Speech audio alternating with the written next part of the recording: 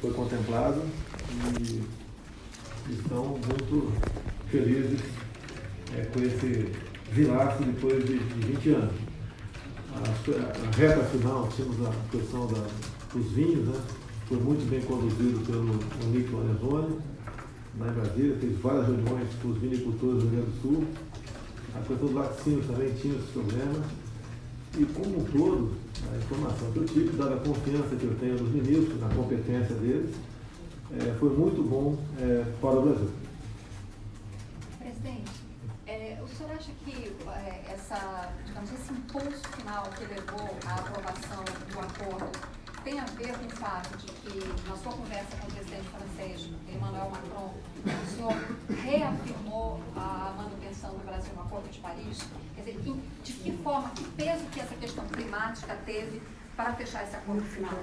Bem, tivemos pela mídia uma posição da senhora Angela Merkel, que ela iria me procurar para tirar satisfações, né, na questão de questões climáticas no Brasil. Tomei conhecimento, dei uma resposta nas nossas mídias sociais e houve encontro nosso aqui em Osaka.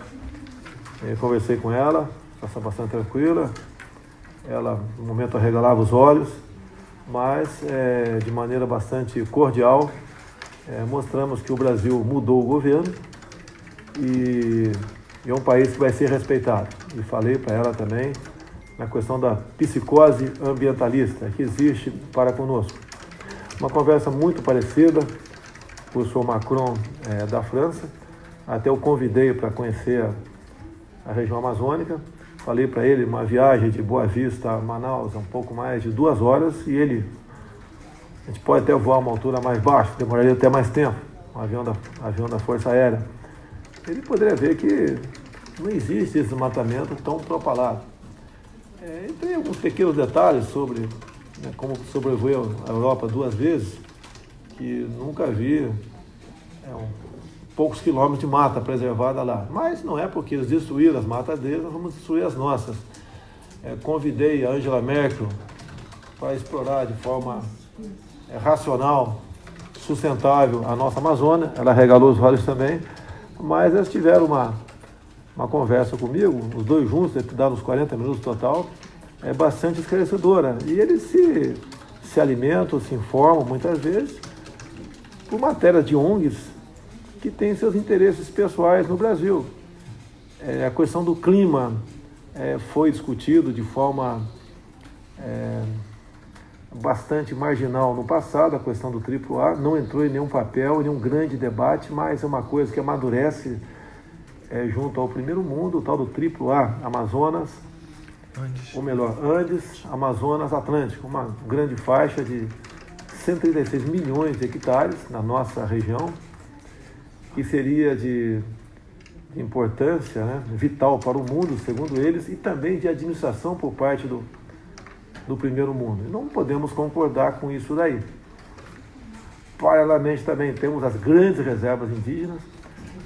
Você pega uma reserva Yanomami, 2 vezes o tamanho do Rio de Janeiro, maior muitas vezes que muitos países europeus, mas riquíssimo em tudo, em tântalo, em nióbio, em ouro, diamante, urânio, tudo que possa se imaginar. E o nosso entendimento no Brasil, em especial por parte das Forças Armadas, a qual eu tenho a minha origem, há uma preocupação com a integridade do nosso território e de modo que seja cada vez mais garantida a nossa indivisibilidade. Então, esse interesse de fora existe, a preocupação por parte das Forças Armadas aqui também, e eu, como chefe supremo das Forças Armadas, comungo das ideias desde há muito. Então, essas questões todas, de conversa, abre o jogo e entendam ou não, né? Nós damos nosso recado. Agora, quer dizer que não só Angela Merkel como Macron estão fazendo o papel certo, estão defendendo o interesse dos seus países. Se o governo brasileiro, os presidentes que nos antecederam, tivessem defendendo o interesse do Brasil, não teríamos chegado numa situação como essa. Presidente, tinha na minha primeira pergunta, o senhor acha que esse acordo da União Europeia-Mercosul? Eu acho que a operação dominó. Com toda certeza, outros países terão interesse em negociar conosco, né? O Japão mesmo aqui um órgão de imprensa falou que eu fui passear no primeiro dia, né? Eu fui recomendado a não dormir no primeiro dia, para poder dormir durante o dia que estiver no Brasil e estar em condições de enfrentar a maratona de reuniões. Eu fui numa churrascaria assim, e com todo respeito ao povo japonês aqui, quem come um churrasco de carne australiana, de carne brasileira, é uma enorme diferença. É uma enorme diferença. Vocês mesmo, sem ser bairrista, sem querer ser um brasileiro, né, radical, aí, é uma diferença enorme. Né? Agora vamos trabalhar nesse sentido. Falei mais em 2 momentos, falei sobre churrasco, né? Uma população, pessoas importantes na mesa, os japoneses, e disse daí, então eu estou aguçando a curiosidade dele para comer um churrasco brasileiro. Quem sabe o nosso comércio da carne aqui tenha sucesso no futuro. Mas você acha que tem possibilidade de acordo de lançamento de negociação Até. com os Estados Unidos? O que eu vejo com o Trump, né? Tive uma conversa reservada com ele nos Estados Unidos há 2 meses ou 3. A conversa agora foi mais aberta um pouquinho. Ele é uma pessoa que está muito confiante no governo brasileiro. O eixo norte-sul há um interesse por parte deles. Eu tenho falado, já que eles têm preocupação com a Venezuela, resolveu esse imbróglio, temos a preocupação com a Argentina. Estou muito feliz que o Macri participou também dessa questão do Mercosul, divulguei em algumas mídias sociais minhas isso daqui. Há uma possibilidade, segundo o Trump mesmo nos disse, nessa reunião mais reservada agora, de ele visitar a Argentina, talvez no mês que vem, possibilidade apenas, onde eu peguei e complementei, seria muito bom se fizesse uma reunião argentina, juntássemos ali Marito do Paraguai, Pineira do Chile, presidente também da Colômbia, Peru, o Duque. Então seria isso aí. Pode ser que ocorra essa reunião nossa, que afinal de contas, né, queiram ou não, a América do Sul, graças a Deus, está deixando um pouco a esquerda, indo para o centro e em alguns casos centro-direita. Presidente, só voltando rapidamente à questão do climático, do meio ambiente, no acordo do Brasil, todos os signatários do acordo deixam claro que se comprometem com o cumprimento das metas do Acordo de Paris. Essa questão foi, como o senhor mencionou, questionada pela chanceler Angela Merkel, pelo Macron. Esse acordo deixa claro de uma vez por todas que o governo Bolsonaro vai se manter no acordo até o final? No momento, estamos no acordo. Falei com a Angela Merkel, a Alemanha não vai cumprir isso que está no acordo, tocante a energias fósseis. Você pode ver, aproximadamente, né, o que cada brasileiro bota para fora ou produz CO2, o alemão 4 vezes mais. A nossa matriz energética é muito voltada, em torno de 50%, eu não tenho o percentual exato aqui, mas bem grande, para fontes de energia de energias renováveis, enquanto que a Alemanha continua forte ainda. Nós temos quase nada no Brasil de carvão. A Alemanha usa muito o carvão. Então, se alguém tem que falar e dar exemplos sobre proteção ambiental, é o Brasil. Você pode ver na região amazônica, cada proprietário, né, rural tem que destinar 80% da sua terra para a preservação da vegetação nativa. Isso é feito por satélite, não tem como você burlar isso daí. E nós vamos fazer tudo para cumprir a lei. Agora, que não podemos aceitar certas observações e uma difamação do Brasil tocante a essa área. Se pegar, por exemplo, matéria nos últimos 5 anos sobre devastação, desmatamento da região amazônica, ela já está toda devastada. Presidente, bom dia. Hoje pela manhã. Hoje o mundo vai observar com muita atenção o encontro entre o presidente Trump e o presidente Xi Jinping, e o senhor ficou numa posição muito estratégica, porque encontrou com o presidente Trump ontem e conversará com o presidente Xi Jinping logo mais. Quais são as expectativas do Brasil para esse encontro entre China e Estados Unidos e as suas também para o encontro com o presidente Xi Jinping, país que o senhor deve visitar em breve, né? Eu fechei com ele, talvez em agosto. Vamos visitar a China, sim. Talvez a gente, na mesma viagem, passe pela Arábia Saudita. há interesse nosso. A China é o nosso maior parceiro comercial. Queremos aprofundar esse relacionamento, até para desfazer certas coisas que falavam a meu respeito desde lá de trás. E, por coincidência, ontem eu fiquei durante o jantar, né, na minha frente à direita, exatamente do meu lado o Xi Jinping, e eles conversaram o tempo todo, né? 90% da conversa foi entre os dois, 10% comigo. Até que achei que foi um tempo bastante grande, fiquei muito feliz, está bem claro. E ouvi tudo que foi falado ali, foi falado de muita coisa, estratégia, um aprendizado para mim a conversa dos dois, se bem que o Xi Jinping fala muito menos do que o Trump, né? O Trump é bastante envolvente. Por coincidência, algumas horas antes, eu vi que eu estava recebendo chefes de Estado, né? O Trump e o Xi Jinping não passaram assim sem se cumprimentar, e à noite uma conversa maravilhosa. E eu vi que entre os dois, eles vão conversar hoje também. Eu acho que vai prevalecer aí a paz e a harmonia, e quem sabe aí as boas relações comerciais voltem entre ambos. Mas cada um defende o interesse do seu país. É o que o Brasil tem que fazer nessas reuniões. Desculpa, a China e a Arábia Saudita em outubro, então. É isso? Vamos tentar fazer outubro, mas vamos querer ver se a gente faz na mesma viagem, para a gente poupa uma ida e volta, né? Obrigado. Seria a sua expectativa para o seu encontro com a China?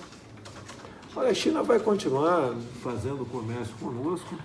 Vamos desfazer qualquer, porventura, mal entendido, se bem que eles sabem filtrar as informações, sabem também da importância do Brasil parar com eles. E se a gente puder abrir o comércio, a gente vai abrir.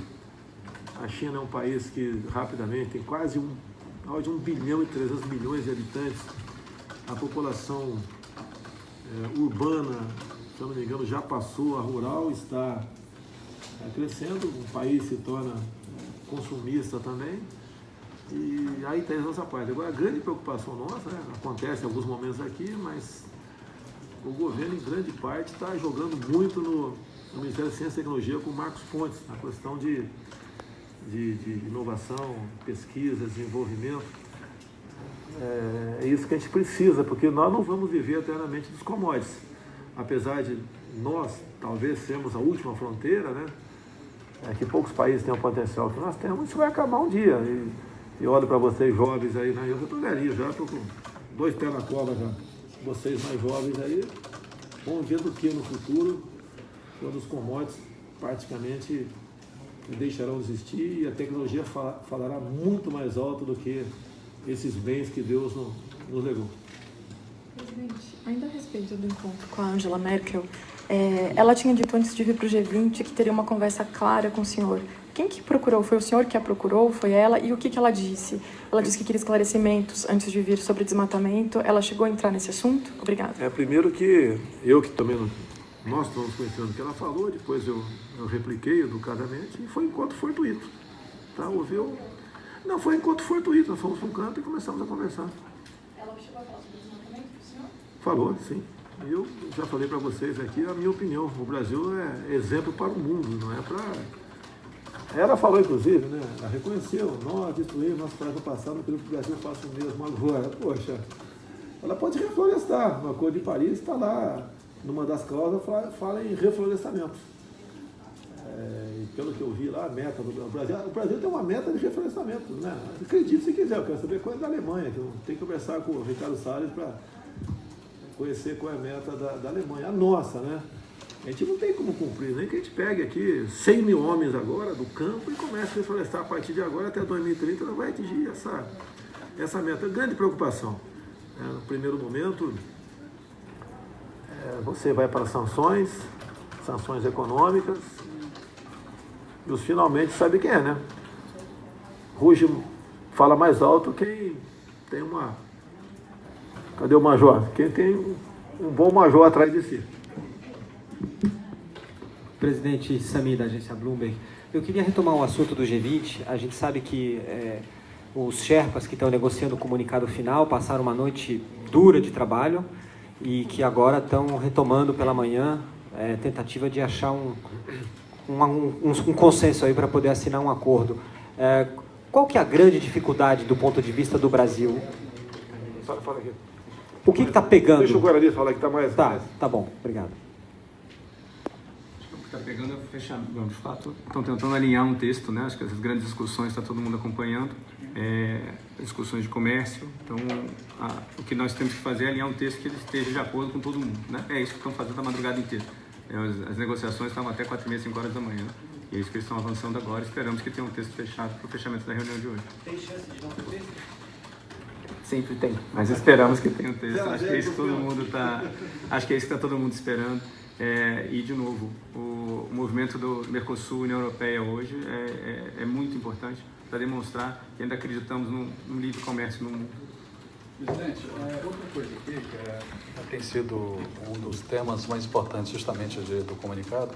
Os países dizem que vão adotar todas as medidas, todos os instrumentos para reforçar o crescimento. No caso do Brasil, que tem o 5º pior desempenho entre os 20 países no G20, o senhor diria que precisa adotar mais medidas de impulso, de estímulo ao crescimento do Brasil, e quais medidas poderiam eventualmente ser essas no curto prazo? Você vê, quando você vai para muitas alíquota zero, questão do Mercosul, você pega Brasil e Alemanha, por exemplo, produzem algo parecido com a alíquota zero. Qual vai chegar mais barato em outro país? Aquele que tem menor tecnologia, aquele que tem uma mão de obra mais barata. Nós temos um problema no Brasil. Olha uma coisa gravíssima que hoje é sexta-feira, no Brasil não, no Brasil é sexta ainda. Então hoje caduca a medida provisória do imposto sindical. Ou seja, né, os sindicatos vão receber em torno de 3 bilhões de reais dos trabalhadores. E para muitos sindicatos, não são todos, eu repito, por favor, não são todos. Usa dinheiro para quê? Primeiro que não prestam conta de absolutamente nada. Usam para pressionar quem produz.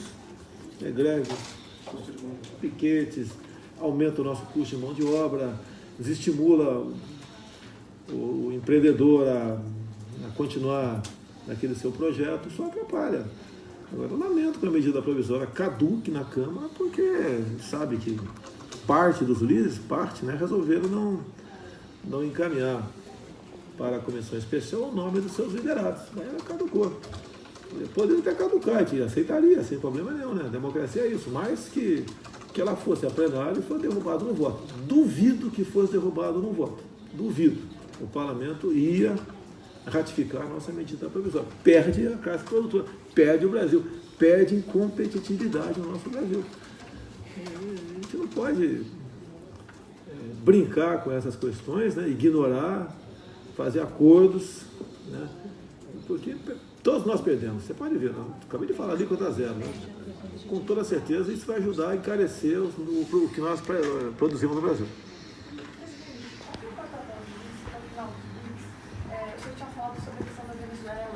Um apoio, só que isso não está no discurso político pra gente. Não, foi bastante...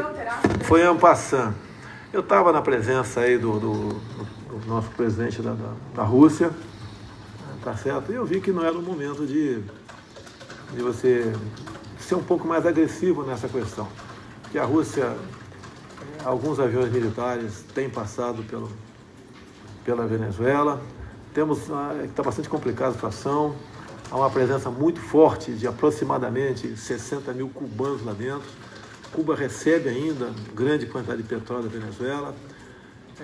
Hezbollah tem células lá dentro, tem as milícias, tem um exército cuja cúpula são generais narcotraficantes.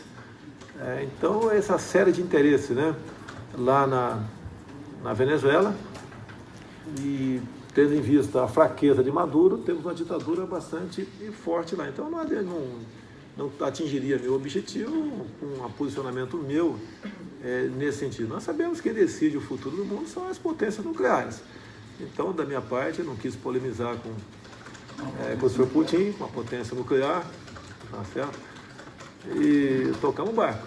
Como eu disse agora há pouco, parabéns aos chefes de Estado que lutam pelo interesse dos seus países. Nós temos que nos preocupar aqui para que o Brasil, que estava a um passo de uma venezualização, não ocorra no futuro. E como temos a preocupação agora com a Argentina, o meu entendimento, não vou interferir nas questões de fora do Brasil, mas se voltar a senhora Cristina Kirchner, mesmo como vice na Argentina, eu acho que temos o risco, sim, de ter uma Venezuela. Second question. Do you think you described how you spoke with Chancellor Merkel, and do you think there's a certain arrogance of Western countries like Europe, like Germany, towards Brazil? Não é uma questão de arrogância. Eles foram acostumados a tratar nós como colonizados, eles colonizadores. E faltava alguém que, educadamente, e com conhecimento e com dados, mostrasse que o Brasil não é isso. Que o Brasil é um país que merece e vai ter respeito, né? Vai ser respeitado enquanto eu for presidente. Agora, como disse também, esse chefe de Estado, Angela Merkel, entre tantos outros, estão fazendo o seu papel, estão defendendo interesses dos seus países. E o Brasil nunca fez isso. Era comum, quando acabava reuniões como essa, o presidente do Brasil voltava para lá. Desde o Collor atrás, quando teve uma viagem fora do Brasil bastante importante, ele volta para lá, ele demarcou naquele tempo a reserva Yanomami. É uma área enorme para 9 mil índios, talvez, né? E nós queremos tratar o índio como cidadão. O índio não pode ser tratado como se fosse um pré-histórico, né? Um ser pré-histórico a viver confinado eternamente. Nós não podemos ver o índio morrer com uma picada de cobra, sofrer com um toco de dente na boca, ter problema de saúde por falta de um médico, né? Viver trabalhando aí apenas com energia muscular para, por exemplo, fazer farinha. Ele quer eletricidade, ele quer o que nós queremos. E eu quero, né, que o índio seja cada vez mais integrado à sociedade e, junto conosco, né, usufrua dos bens que o homem, a inteligência, produz para a sua espécie. Obrigado, presidente. Deixa eu fazer uma última pergunta. Eu tenho outro tema, rapidinho.